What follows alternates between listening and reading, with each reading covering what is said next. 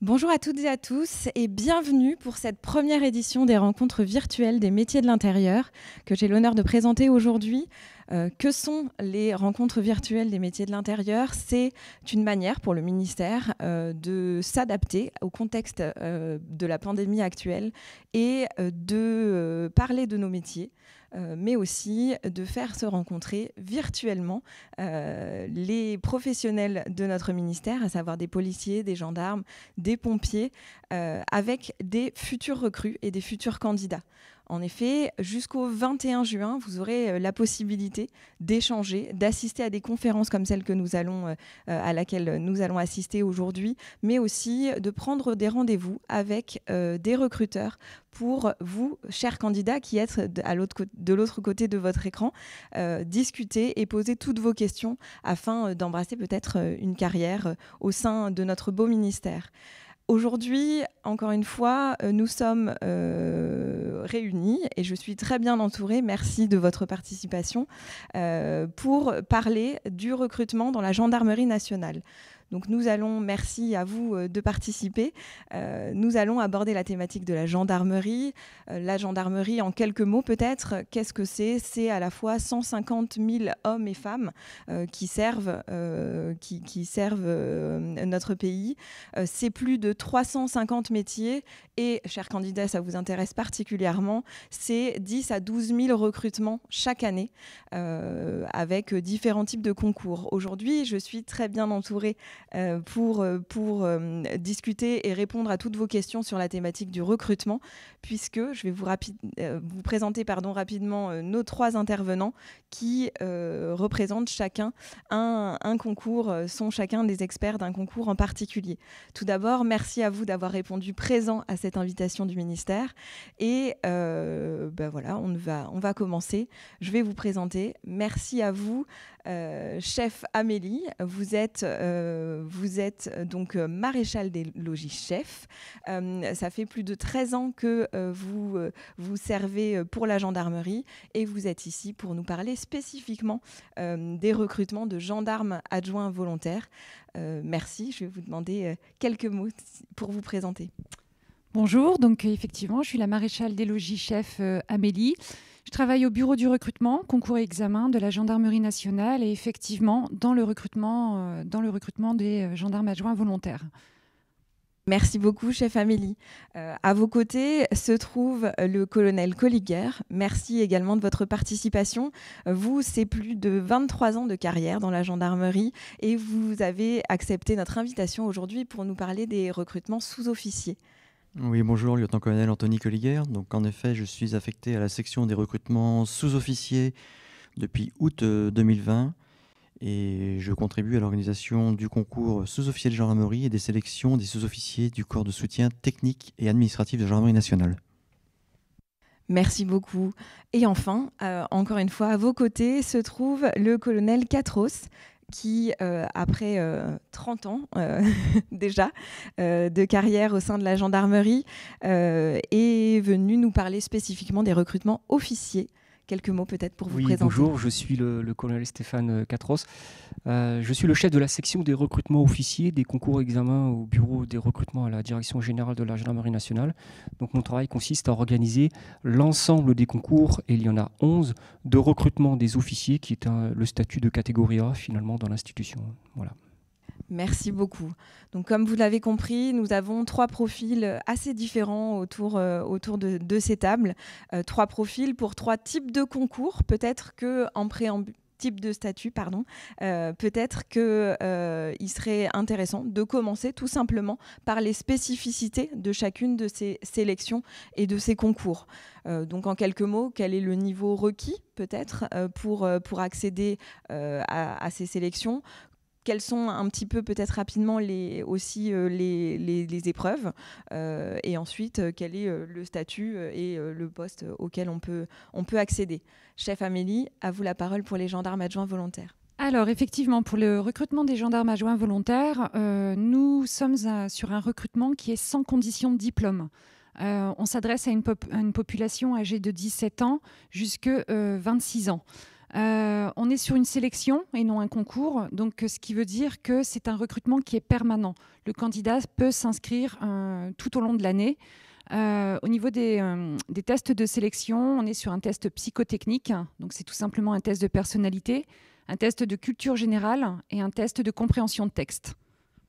D'accord, merci beaucoup. Donc, ce qui est intéressant pour les gendarmes adjoints volontaires, on a vu sans condition de diplôme et également des recrutements toute l'année. Donc ça, je pense que c'est très intéressant pour les candidats qui nous regardent.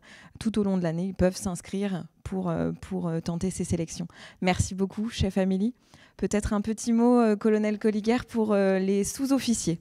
Alors pour les sous-officiers, que je vous disais, on a 2 statuts différents. On a les sous-officiers de gendarmerie et les sous-officiers du corps de soutien technique administratif de la gendarmerie nationale. Sous-officier de gendarmerie, depuis maintenant quelques années, la gendarmerie a pris la forme des concours fonction publique.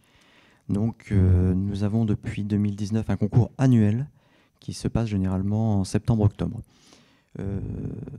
Pour les sous-officiers, 2 types de concours. Classique, un concours dit externe, pour faire rapidement les gens titulaires d'un baccalauréat, entre 18 ans et 35 ans au 1er janvier de l'année du concours. Un concours interne, pour nos gendarmes adjoints volontaires et les adjoints de la police nationale qui disposent d'une année d'ancienneté au 1er janvier de l'année du concours, les réservistes de la gendarmerie nationale et enfin les militaires des armées qui doivent aussi remplir des conditions, 4 ans et être en activité. Nature de l'épreuve écrite, différenciée pour les 2 concours. Concours externe, une épreuve classique de connaissances générales, une petite dissertation sur un sujet d'actualité.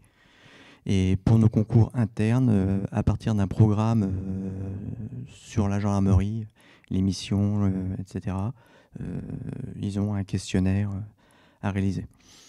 Épreuve orale, presque identique, parce qu'il y a à chaque fois un entretien avec le jury. La nature des questions peut évoluer entre l'interne et l'externe. Des tests psychométriques, un entretien avec un officier conseil, c'est-à-dire un psychologue du travail, une épreuve d'évaluation numérique. C'est-à-dire que depuis l'année dernière, la gendarmerie nationale, de plus en plus, va s'engager dans le numérique, dans ses formations et dans son travail au quotidien. Et donc, dès le concours, maintenant, nous avons une épreuve d'évaluation numérique. Voilà, si c'est nouveau, est-ce que vous pouvez nous en dire un petit peu plus, peut-être, sur Alors, pour la première mouture de cette année, ça a été sous forme de QCM, où c'était à la fois de la connaissance et de l'appétence numérique. Donc ça peut être aussi bien des questions sur quel est le raccourci clavier pour obtenir tel résultat, ou avoir des connaissances générales sur les grandes entreprises informatiques, voilà, pour avoir le niveau de connaissance de nos jeunes. Il apparaît que pour cette première année, les résultats à cette épreuve ont été plutôt bons, ce qui laisse à penser que nos candidats ont des connaissances dans le domaine du numérique. Très bien, on espère en effet que vos candidats et vos futurs candidats sont connectés, puisque nous espérons qu'ils sont connectés aujourd'hui pour assister à cette conférence. Et je voulais rappeler que vous avez la possibilité, vous qui êtes derrière vos écrans, de poser vos questions à nos 3 intervenants. À tout moment, nous pourrons répondre à ces questions. Et pour les sous-officiers, nous avons également donc, les sous-officiers du corps soutien technique et administratif de la gendarmerie nationale, où eux sont toujours sous le mode de la sélection, parce que nous avons toujours un lien dans le cadre de leur statut avec nos camarades des armées. Donc ce sont les métiers de soutien au sein de la gendarmerie nationale. Donc très rapidement, c'est l'administration, gestion du personnel, la gestion logistique et financière, les autos, engins blindés, la restauration collective, les affaires immobilières. Donc on voit, comme je disais en préambule, la gendarmerie, c'est plus de 350 métiers. Et en effet, ce type de sélection ouvre la porte. Voilà. Il n'y a pas que les gendarmes qu'on va pouvoir voir en brigade. Il est possible d'intégrer la gendarmerie pour faire des fonctions peut-être plus de soutien, des fonctions support, mais qui sont bien sûr indispensables au bon fonctionnement de la gendarmerie. Merci beaucoup.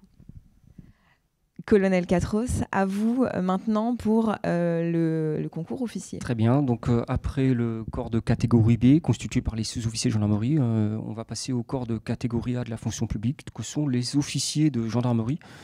Donc j'organise 11 concours différents tous les ans, d'une part pour ce qu'on appelle les officiers de gendarmerie, donc les officiers qui commanderont, qui auront des responsabilités sur le terrain, mais également pour la partie officier du corps technique et administratif.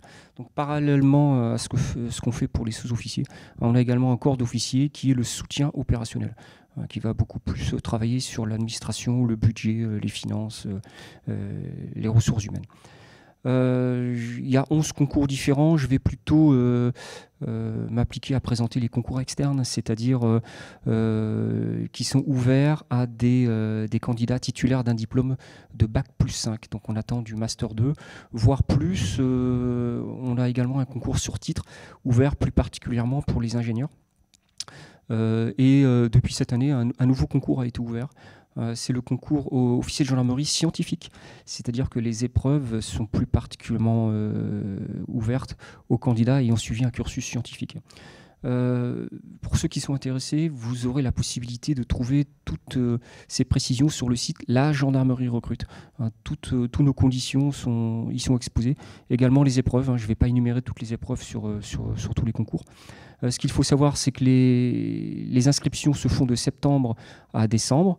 Ensuite, les épreuves d'admission, c'est le premier trimestre, d'admissibilité le premier trimestre, c'est souvent des épreuves écrites, sauf pour les concours qui réclament un titre particulier comme le diplôme d'ingénieur, où là c'est une sélection sur dossier. Et enfin, les épreuves d'admission, comme pour tout concours de la fonction publique, des épreuves orales et sportives, avec également un entretien psychologue et des tests psy, se font au deuxième trimestre de l'année. Là, actuellement, on est dans la phase des concours d'admission. Et tous ces concours se déroulent à l'école des officiers de la gendarmerie nationale à Melun, l'unique école qui forme les officiers de gendarmerie. Voilà. Donc pour plus de renseignements, la gendarmerie recrute sur Internet. Voilà. Oui, on aura l'occasion de rappeler à plusieurs reprises ce site qui est une manne très importante d'informations précieuses pour les futurs candidats. Écoutez, merci à vous de nous avoir présenté ces trois types de sélection ou de concours, donc ces trois moyens de rentrer quand on est de rentrer dans la gendarmerie. Et nous allons commencer tout de suite avec une première question qui est une question de Marie qui nous pose la question suivante. Le sport est-il une compétence indispensable pour devenir gendarme ? Alors, je pense qu'on va d'abord la poser à vous, chef Amélie. La question du sport, c'est toujours la question qui effraie. Est-ce qu'on a besoin d'être un sportif de haut niveau pour devenir gendarme ? Alors, déjà en termes de sélection, pour les épreuves, il n'y a pas d'épreuve de sport. Mais c'est sûr qu'après, une fois en école, la condition physique est demandée. C'est pas rédhibitoire au niveau des tests de sélection puisqu'elle n'en fait pas partie. Mais en école, on demande une condition physique, oui. Donc finalement, on veut un esprit sain dans un corps sain, si je comprends bien. Voilà, on n'a pas besoin d'être sportif de haut niveau. C'est pas forcément indispensable pour les sélections gendarmes adjoints volontaires, mais on retient que en école, il faudra quand même courir un petit peu. Merci beaucoup à vous, colonel Coliguer. Le sport, alors ? Pour les sous-officiers de gendarmerie, si on ne demande pas d'être sportif de haut niveau, même si nous en avons, les deux épreuves d'admission, que ce soit les concours sous-officiers gendarmerie ou CSTAGN, il y a une épreuve de sport en phase d'admission. Pour les sous-officiers de gendarmerie, c'est un parcours sportif, une épreuve physique gendarmerie qui demande de disposer d'un minimum de cardio. C'est-à-dire qu'il faut slalomer autour de plots, il faut sauter par-dessus un tapis, il faut monter des marches et à la fin, il faut pouvoir pousser des poulies. Donc c'est une épreuve qui est assez courte, mais assez forte au niveau cardio. Donc il faut une véritable préparation à cette épreuve. Celui qui ne se prépare pas pourra être surpris le jour où il la réalisera. Comme le disait Stéphane, nous avons la vidéo sur le site La Gendarmerie Recrute qui détaille toute cette épreuve. Pour nos camarades du corps de soutien technique administratif, eux, ils ont des épreuves plus classiques. C'est-à-dire qu'ils ont une course, c'est à 3000 mètres, des abdominaux et des pompes. Pour les sélections dont les inscriptions sont en cours jusqu'à fin juin, pour les épreuves qui se dérouleront en septembre, il y aura une évolution cette année du barème de ces épreuves sportives pour le corps de soutien, pour être plus en attente avec ce qu'ils rencontreront après au cours de leur carrière. Merci. Donc vous disiez qu'il fallait se préparer pour cette épreuve, et que le candidat qui ne se serait pas préparé, même en ayant peut-être une condition physique, serait peut-être surpris. À combien de temps estimez-vous cette préparation ? Est-ce qu'il faut s'y prendre 1 an à l'avance ? Est-ce que quelques mois suffisent ? Est-ce qu'il faut se familiariser réellement avec les exercices pour pouvoir avoir une marge de progression ? Alors il faut déjà avoir un minimum de conditions physiques. Après, c'est la nature des épreuves qui peut surprendre. Alors on a des gens qui font beaucoup de courses à pied, mais là on est plus sur une partie fractionnée, si vous voulez. C'est parce que le rythme est cassé. Et après il y a une partie où là il faut se préparer, une partie technique, c'est nous avons des poulies à soulever et il faut aller après à droite, à gauche. C'est une question de technique, c'est pas forcément une question de force, donc les gens, il faut qu'ils s'y préparent. C'est une épreuve qui n'est pas banale. Comment on fait pour s'entraîner si on n'a pas forcément de poulies chez soi ? Alors, il y a certains endroits, certaines salles de sport où il y a ce type de dispositif. Donc, les gens peuvent y aller. Vous avez des endroits où il y a des dispositifs qui ont été mis en œuvre et où les candidats peuvent prétendre aller s'entraîner. Et voilà, s'ils ont la possibilité à proximité d'y aller. Mais sinon, tout système de poulie dans une salle de sport, c'est un portée de poids et un déplacement. Mais en effet, celui qui pense que c'est simple parce que il fait de la muscu, etc., c'est plus de la technique que de la force. Donc voilà, c'est une préparation, au risque d'être fortement surpris, surtout que ça se fait en fin d'épreuve. Et donc il y a déjà eu la partie course en amont qui peut casser le rythme et le souffle.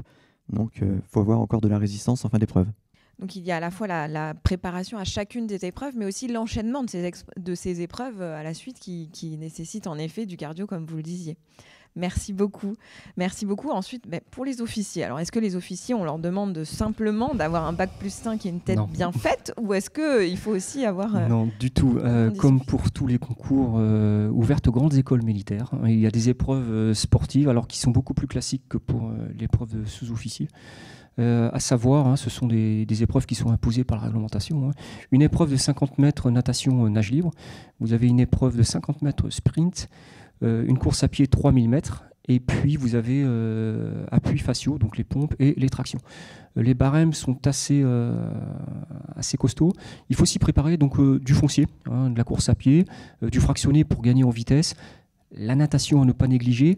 Et tous les ans, nous sommes surpris parce que des candidats qui ont brillé par ailleurs sur les épreuves orales se font piéger par une note éliminatoire au sport. Il faut savoir que c'est la moyenne générale des épreuves de sport qui donne la note sportive, et en deçà de 7 sur 20, le candidat est éliminé d'emblée, même s'il a brillé sur l'épreuve d'admissibilité. Donc oui, il ne faut pas négliger ces épreuves-là, il faut s'y préparer, c'est clair. Il ne faut en négliger aucune, du coup. Du tout. Et à la question que vous posiez tout à l'heure, oui, je pense qu'il faut s'y prendre une petite année avant et y aller. C'est la régularité qui fera l'affaire. La régularité et puis un petit peu de fractionné. Voilà. D'accord, donc merci beaucoup. On a retenu, ce sont des épreuves qui se préparent, des épreuves pour lesquelles il ne faut pas être surpris le jour du concours. Et je retiens, merci beaucoup, colonel. Une année avant, ça semble être un bon temps de préparation. Puis ça permet aussi de se changer les idées, j'imagine, quand on révise les parties écrites du concours. Voilà, aller s'entraîner pour le sport, ça peut permettre aussi de s'aérer dans le contexte actuel où nous sommes souvent enfermés. Voilà, une petite précision, les épreuves des concours officiels, les épreuves sportives s'enchaînent sur une demi-journée. C'est pas je fais la natation, je fais le 50 mètres, le 3000, c'est pas un triathlon, mais ça se passe sur une demi-journée. Voilà. D'accord, merci beaucoup. Nous avons une deuxième question qui est une question de Jean-Baptiste. Bonjour, pouvons-nous choisir les lieux où nous serons affectés ? Alors ça, c'est une question qui revient souvent. On a parfois envie d'intégrer la gendarmerie, mais aussi de rester proche géographiquement de son lieu de résidence. Je vous laisse, chef Amélie, répondre à cette question de l'affectation. Alors déjà, au niveau, on a plusieurs écoles de gendarmerie, donc on choisit pas déjà l'école. Et après, concernant les postes, pour gendarme adjoint volontaire, la formation est de 3 mois. Et le choix du poste va se faire à l'issue des 3 mois. Le candidat a un classement Et il va choisir son poste en fonction de son classement sur une carte.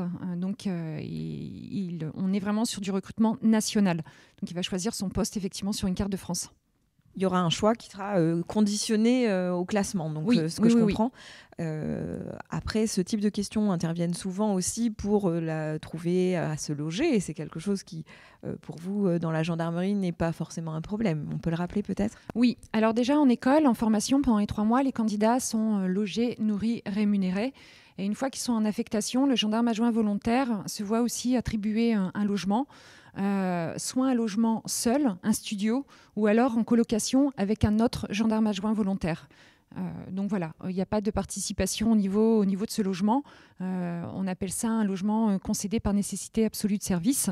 Voilà, il y a le candidat, le gendarme adjoint volontaire, puisque maintenant, ça y est, il sort d'école, ne se soucie pas du logement. Il est logé en caserne.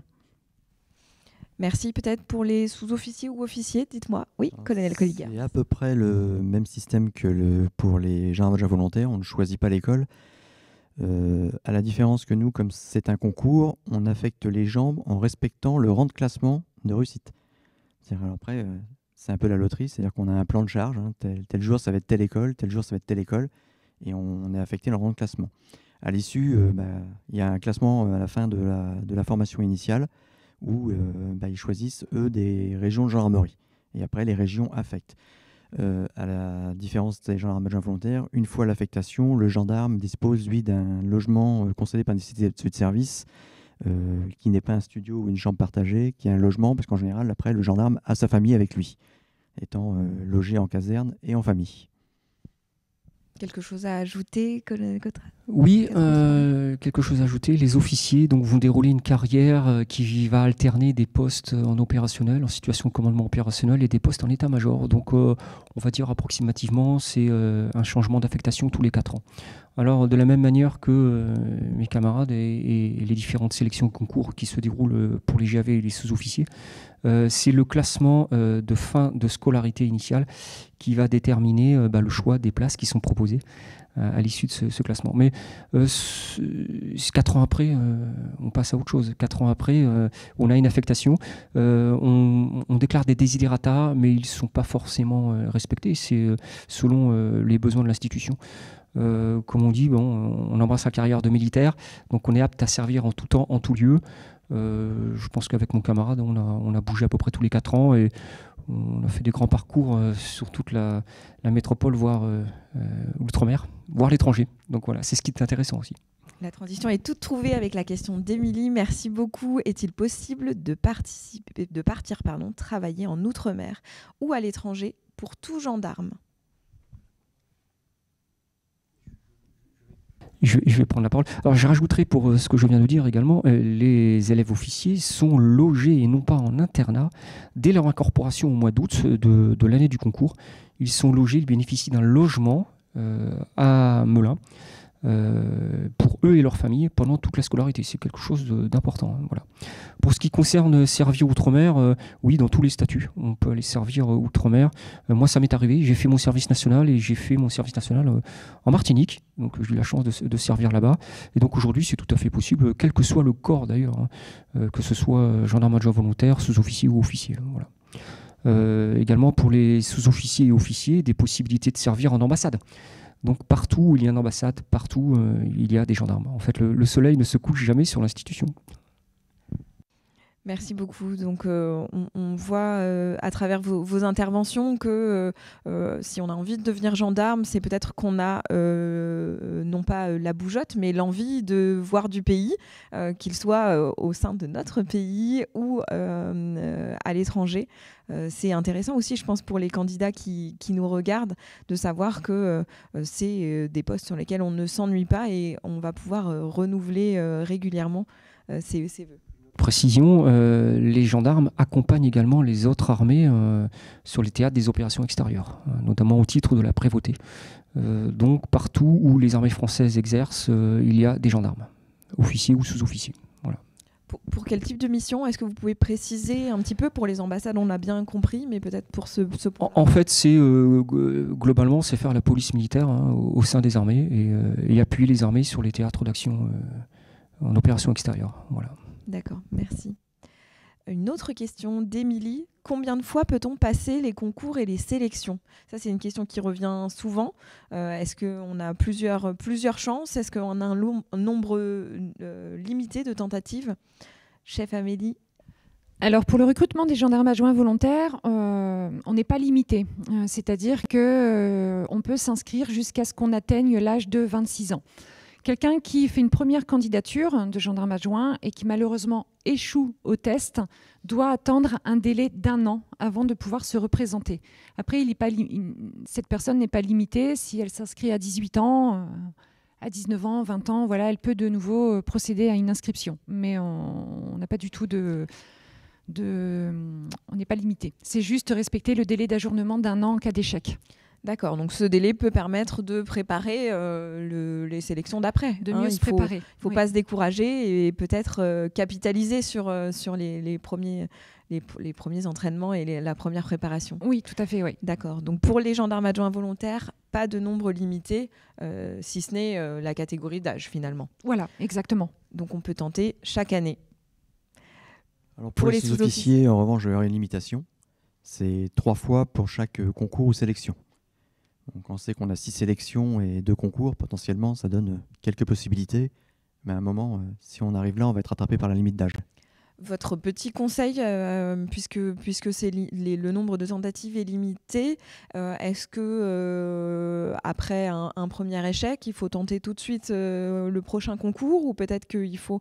quel est votre petit conseil personnel ? Alors déjà, il faut bien réfléchir au type de carrière sur lequel on veut se diriger. Et ensuite, voir le type de concours ou de sélection qu'on veut présenter. À partir de là, celui qui a un échec une année, il peut très très bien se représenter tout de suite l'année suivante, voire pour les CSTAGN, la sélection suivante. Voilà, ça permet de voir une première fois et on peut ne pas être pris, mais juste à la limite. Et en travaillant un petit peu plus et en ayant vu une première fois ce qu'est le concours ou la sélection, on peut très bien réussir la fois suivante. Un petit peu plus serein avec une impression de déjà vu et d'accord, merci. Le concours, parfois il y a l'appréhension la première fois, et ce qui n'empêche pas de réussir les fois suivantes. Colonel. Donc pour les concours officiers, c'est la même chose puisqu'on obéit à la réglementation des concours d'accès à la fonction publique. Donc c'est 3 possibilités par concours à partir du moment où le candidat remplit les conditions. Il y a différents concours, je vous l'ai dit. Donc si le candidat remplit les conditions sur plusieurs concours, il peut tenter 3 fois par concours. Voilà. J'ajouterai également qu'il y a la possibilité d'accéder au corps d'officier en étant préalablement sous-officier. C'est-à-dire on peut réussir le concours de sous-officier et au bout de 6 ans de service, on peut présenter le concours semi-direct. Voilà. Décidément, la transition est encore toute trouvée avec la question de... On va croire qu'on le fait exprès. Avec la question de Kevin qui vous remercie, tous les 3, qui est très intéressé pour devenir sous-officier et qui demande justement si en étant sous-officier, ce sera possible pour lui d'exercer avec des hautes responsabilités. Donc là, on aborde la question de l'évolution de carrière et on peut entrer en gendarmerie par un concours et après espérer des évolutions. Peut-être que vous pouvez nous en dire plus. Alors en effet, le sous-officier pourra avoir des responsabilités parce que à partir d'un certain grade dans l'évolution de carrière, vous avez des sous-officiers qui sont commandants de brigade, donc qui sont commandants en titre d'une unité. Donc bien évidemment, en rentrant sous-officier, en fonction de comment on veut conduire sa carrière et des responsabilités qu'on souhaite prendre, on peut tenir des responsabilités. Oui, tout à fait, commandant d'unité élémentaire en tant que sous-officier. Et puis, il y a la possibilité, comme je l'ai évoqué tout à l'heure, de passer soit en étant sous-officier jeune, le concours officier de gendarmerie semi-direct. Les conditions sont également visibles sur le site La Gendarmerie Recrute. Ou en ayant eu accès au gradé supérieur, il y a la possibilité d'accéder également à l'épaulette avec le concours officier de gendarmerie rang. Voilà, donc des gens qui ont 40 à 50 ans, qui arrivent à réussir ces concours et devenir officier. Donc ça va être un concours interne ? Voilà. Ce sont 2 concours internes. Le semi-direct est un concours interne et l'OG-rang est également un concours interne avec des conditions différentes pour les 2 conditions d'âge notamment et de grade. Ce sont une phase d'admissibilité sur des écrits de connaissances professionnelles et une phase d'admission pour l'OG-rang de reconnaissance des acquis de l'expérience professionnelle. opérationnel. Voilà.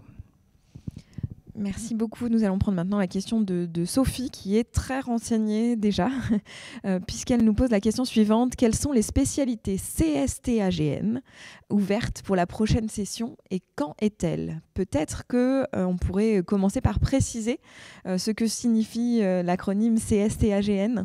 Donc, ce sont nos sous-officiers du corps de soutien technique et administratif de la gendarmerie, donc le soutien opérationnel.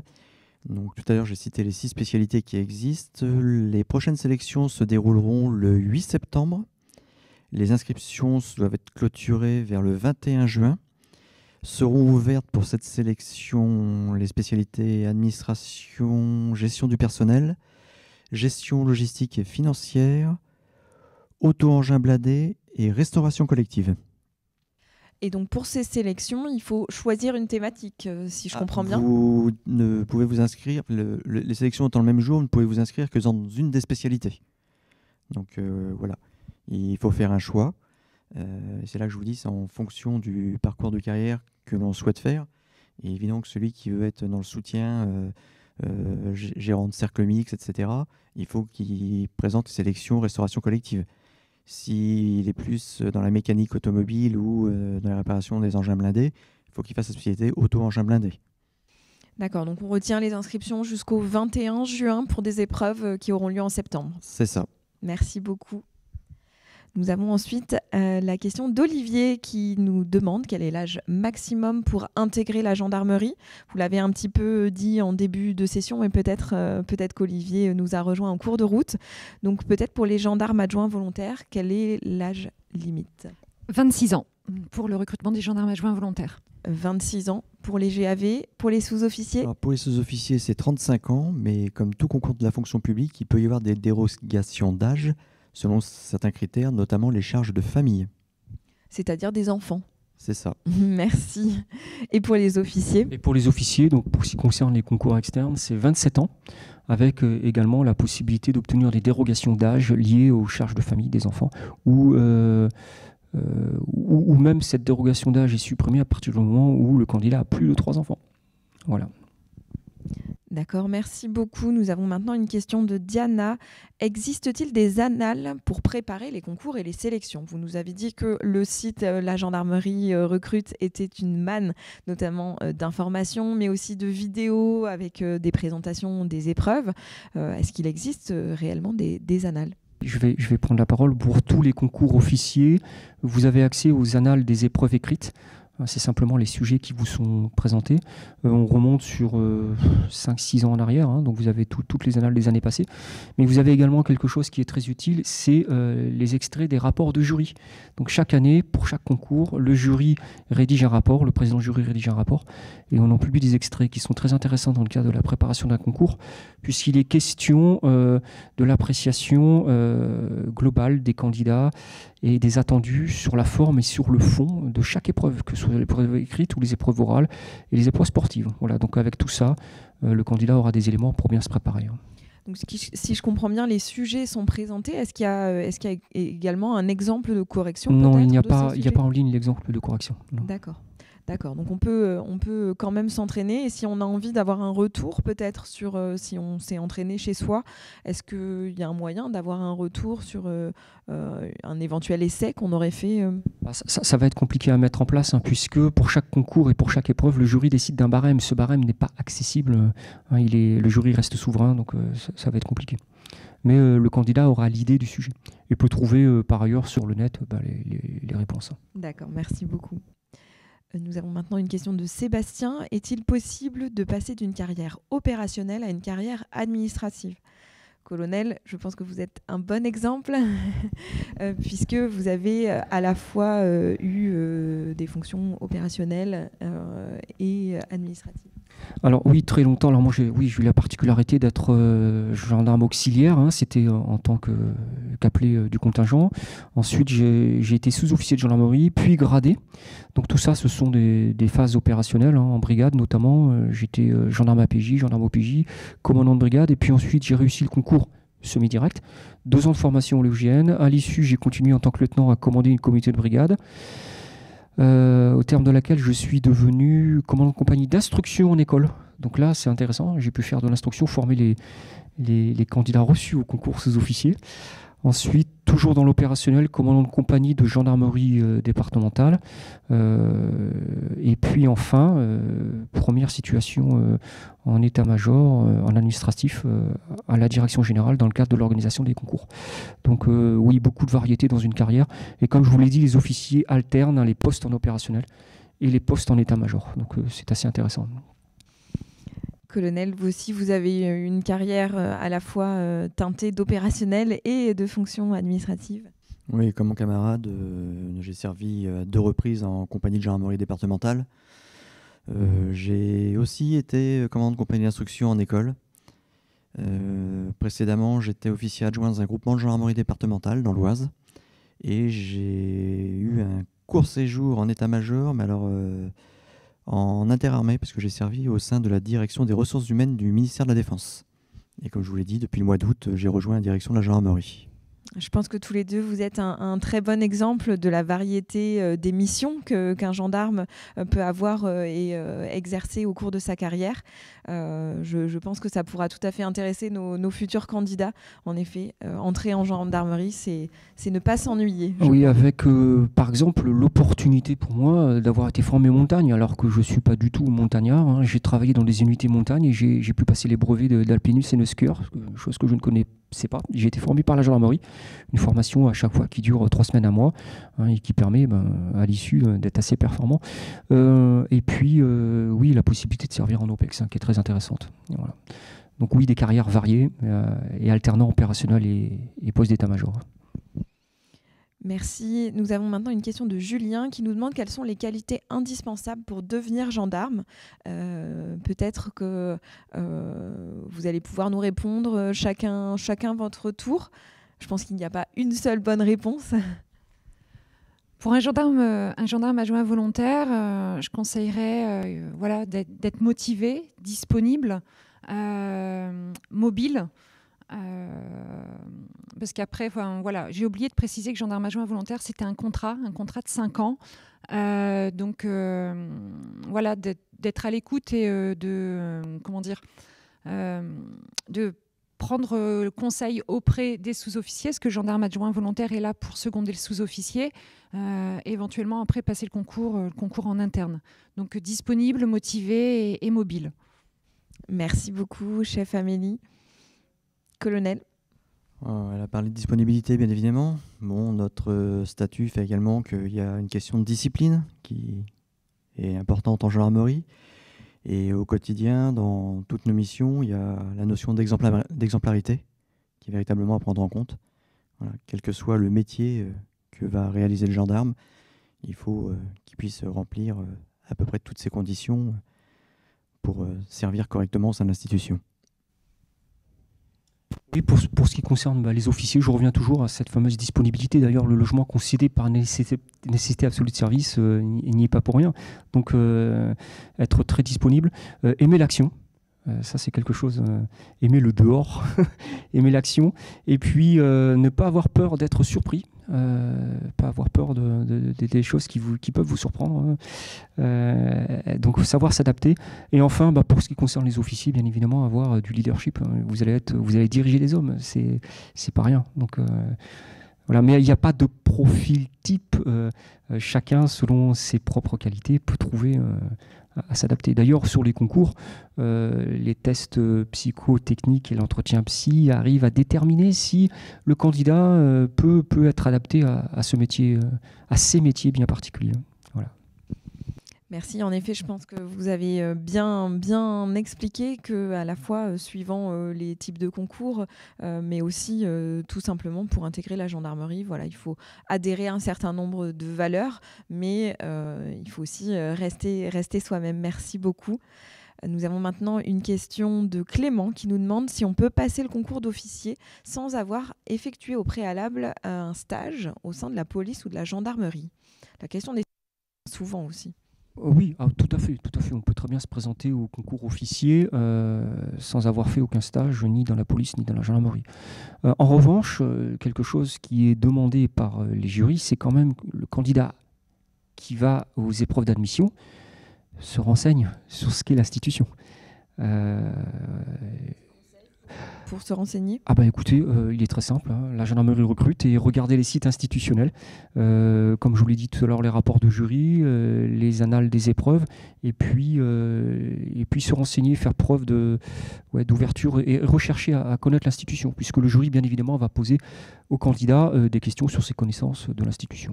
Est-ce qu'on pourrait imaginer qu'un candidat puisse toquer à la porte d'une brigade de gendarmerie pour se renseigner?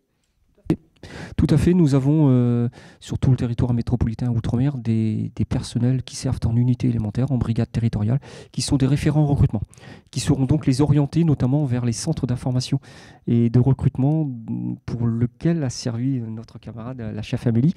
Oui, ils seront orientés et pris en compte, il n'y a pas de difficulté. Question de Sarah. Peut-on passer les concours et sélections en Outre-mer? Alors j'imagine que cette question veut dire simplement en Outre-mer pour ne... On a évoqué tout à l'heure des sélections qui sont nationales. Mais la gendarmerie étant nationale, les concours et sélections se déroulent sur l'ensemble du territoire national. Donc pour le concours sous-officier, nous avons 6 sites métropolitains, mais nous avons également au minimum 7 sites outre-mer. Donc partout où nous aurons des candidats outre-mer qui vont s'inscrire, nous ouvrirons un site. C'est-à-dire que si demain à Saint-Pierre-et-Miquelon, on a un candidat pour le concours sous-officier, il pourra présenter le concours à Saint-Pierre-et-Miquelon. On ne lui dira pas qu'il va venir se présenter en métropole pour le passer. D'accord, donc une possibilité de passer les concours en Outre-mer selon le lieu de résidence. Et ensuite, par contre, quand on est reçu à ce concours, on est d'accord qu'il n'y a pas de choix de ce lieu. Alors, pour les écoles de formation, aujourd'hui, elles ne sont qu'en métropole. Donc en effet, les camarades ultramarins qui réussissent un concours ou une sélection viendront faire leur formation initiale en métropole. Avec une possibilité au cours de la carrière d'occuper des postes ultramarins. Au cours de la carrière, en fonction de l'évolution, ils pourront prétendre à un moment ou à un autre à les servir outre-mer. Le temps file déjà. Il nous reste quelques minutes peut-être pour prendre une dernière question. Une question de Maxime qui nous demande en passant le concours, peut-on savoir dès le début si nous avons la possibilité d'intégrer une unité d'élite, notamment pourquoi pas le GIGN? Alors lorsque l'on passe le concours, lorsqu'on est lauréat, on a une formation initiale qui est commune à tous les élèves gendarmes. La règle veut qu'à l'issue de cette formation, on serve en gendarmerie départementale, en gendarmerie mobile ou à la garde républicaine. Sauf une très rare exception qui pourrait faire que, normalement, au début, on va dans une unité, entre guillemets, classique. Ensuite, de par les compétences ou des sélections spécifiques, on peut rejoindre des unités d'intervention. Donc pour intégrer le GIGN, il faut être gendarme avant tout. Le préalable, c'est d'être gendarme avant d'intégrer le GIGN. D'ailleurs, il y a des tests assez conséquents pour intégrer le GIGN. Donc, c'est un concours, si je peux dire ça, oui, c'est un concours dans la carrière. Et enfin, peut-être une dernière question. Finalement, une question de Vincent. Avez-vous des exemples de séries ou de films qui seraient fidèles à ce que vous vivez au quotidien dans vos missions sur le terrain ? C'est la question qui tue.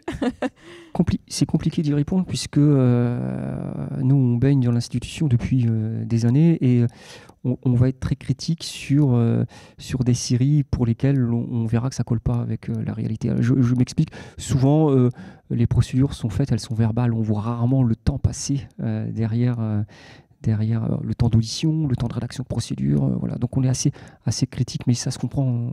On est dans l'institution. Donc. Peut-être une série ou un film qui, à l'époque, vous a donné envie d'intégrer la gendarmerie ou...